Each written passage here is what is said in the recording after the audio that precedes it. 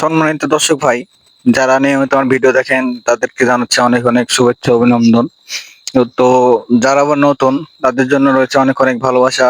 তো নতুন যারা অবশ্যই চ্যানেলটিকে সাবস্ক্রাইব করবেন। পরপর দেখতেছেন এখানে অনেক কটা পার্ট আমরা বের করছি লিটার মিক্সিং এর। আর প্রতিটাতে ফার্স্টে বলা আছে যে হচ্ছে লিটার খুবই গুরুত্বপূর্ণ। তো ভাই যারা খামার করেন তারা অবশ্যই জানেন যে লিটার কতটা গুরুত্বপূর্ণ। এই কারণে বারবার ভিডিওগুলো দেওয়া হচ্ছে। এছাড়াও একটা কারণ রয়েছে, যেহেতু মুরগি শেষের দিকে, তো দেখা যাচ্ছে এরপরে 10-15 দিনের একটা গ্যাপ থাকে, এই জন্য ছোটখাটো করে ভিডিও করা হচ্ছে। আর মানে একটু লম্বা করে ভিডিও করে এগুলো কাট করে করে ভিডিও বারবার দেওয়া হচ্ছে। আর যাদের খামার আছে তারা অবশ্যই জানে যে একটা ভিডিও মানে বিশেষ করে লিটার মিক্সিং করতে লাগলে দীর্ঘ একটা সময় হয়, এই জন্য দীর্ঘ একটা মানে পার্ট বের হচ্ছে পরপর। তো আসলে সব এত পার্ট বের হওয়ার পরেও অনেক গুরুত্বপূর্ণ আলোচনা হচ্ছে যে লিটার আসলে এর কোনো বিকল্প কোনো পদ্ধতি নাই। অনেকে আগে দেখা যাচ্ছে যে বালুর উপরে মুরগি পালন করতো, কিন্তু এখন তো আর তা করে না। এখন পুরোপুরি লিটার মিক্সিং করে।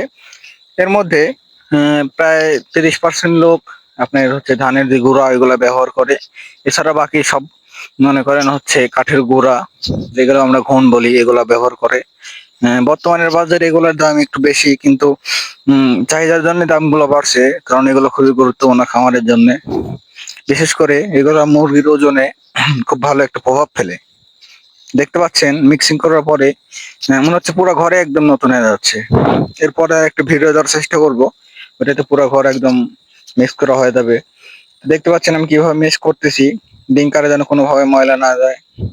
তারপরে হচ্ছে মুরগি যেন বেশি না হয়, তারপরে মুরগিগুলো বারবার কাছের দিকে আসতেছিল জন্য একটু অসুবিধা হচ্ছিল।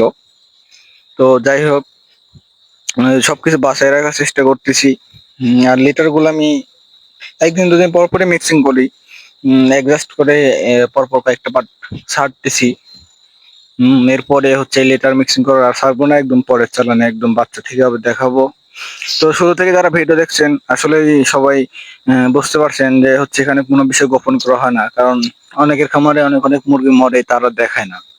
তো যারা আমার নিয়মিত ভিডিও দেখেন তারা কিন্তু দেখছেন এক সময় অনেক মুরগি মারা গেছে, এগুলা কিন্তু আমি একদম কাটিং করে দেখাইছি পুরোপুরি ডাক্তারের মাধ্যমে।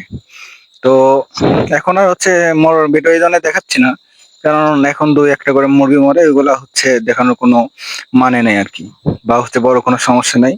এই মুরগির গঠনগুলো দেখতে বুঝতে পারছেন কেমন আছে, বা হচ্ছে এখানে কোনো ক্যাট নেই, সবাই অ্যাডজাস্ট করে আছে, কত সুন্দর অবস্থায় আছে।